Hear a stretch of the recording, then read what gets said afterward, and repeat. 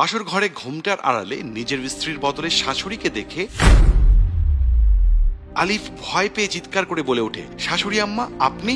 সায়েদা বেগম মুচকি হেসে বলে, চমকে গেলে? আমি কেন চমকাবো? তবে আপনি এখানে কি করছেন? এখানে তো আপনার মেয়ে আয়েশার থাকার কথা ছিল, সে ওয়াশরুমে গেছে।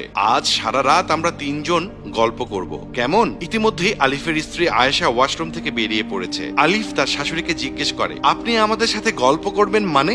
আজ আমার আর আপনার মেয়ের বাসর রাত। আলিফ একবার আয়েশার দিকে তাকায়। সে আয়েশাকে চোখের ইশারায় বোঝায় যে সে অস্বস্তি বোধ করছে। আয়েশাও চোখের ইশারায় বলে সে মায়ের কথার উপর একটা কথাও বলতে পারবে না। আপনি আগামীকাল আসুন, আগামীকাল আমরা সারাদিন আড্ডা দেব।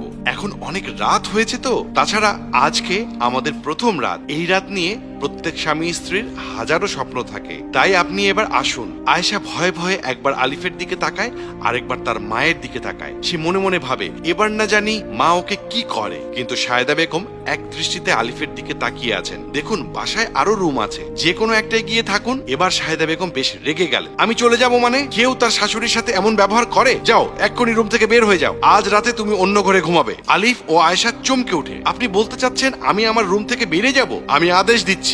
আলিফ ঘর থেকে রেগে বের হয়ে যায়। এদিকে সায়েদা বেগম আয়েশার দিকে তাকিয়ে বলে, তুই অমন করে তাকিয়েছিস কেন? যা ঘুমা। আয়েশা দ্রুত বিছানায় শুয়ে পড়ে। পরের দিন সকালে আলিফ গোসল করে বেরিয়ে ভেজা তোয়ালে বিছানায় ছুঁড়ে মারে। এমন সময় তার শাশুড়ি ঘরে প্রবেশ করে। তোমার কি কোনো আক্কেল জ্ঞান নেই? আলিফ অসহায়ের মতো তাকায়। এবার কি করলাম? কি করেছো এটাও আমাকে বলে দিতে হবে? তুমি ভেজা তোয়ালে বিছানায় কেন রাখলে? জানো না এটা ব্যাড ম্যানার্স? আচ্ছা আম্মা, আমি তাড়াহুড়োয় বিছানায় রেখে দিয়েছি তোয়ালেটা, আমি এখনই শুকাতে দিচ্ছি। তাহলে আপনি শান্ত হবেন তো? আমি শান্ত হব মানে? আমি কি চেঁচাচ্ছি? কোন ছেলের ঘরে আমার মেয়েকে পাঠালাম যে শাশুড়ির সাথে মিষ্টি করে দুটো কথাও বলতে পারে না? আপনি কেমন মা? নিজের মেয়ের সংসার শুরুই হয়নি তার আগেই ভাঙার কাজ শুরু করে দিয়েছেন। গতকাল আমাদের বাসর রাতটা নষ্ট করলেন, আবার এখন একটি সামান্য ব্যাপার নিয়ে ঘর মাথায় উঠাচ্ছেন। আমাকে নিয়ে আপনার সমস্যাটা কি বলবেন আমাকে? যদি না বলতে পারেন তাহলে এক্ষুনি আমার চোখের সামনে থেকে সরে যান। সায়েদা বেগম কাঁদতে কাঁদতে রুম থেকে বেরিয়ে যায়। আয়েশা চা নিয়ে আসছিল। এমন সময় আলিফের রুম থেকে তার মাকে কাঁদতে কাঁদতে চলে যেতে দেখে আলিফকে জিজ্ঞেস করে, কি হয়েছে? আমার মা কাঁদতে কাঁদতে চলে গেল কেন?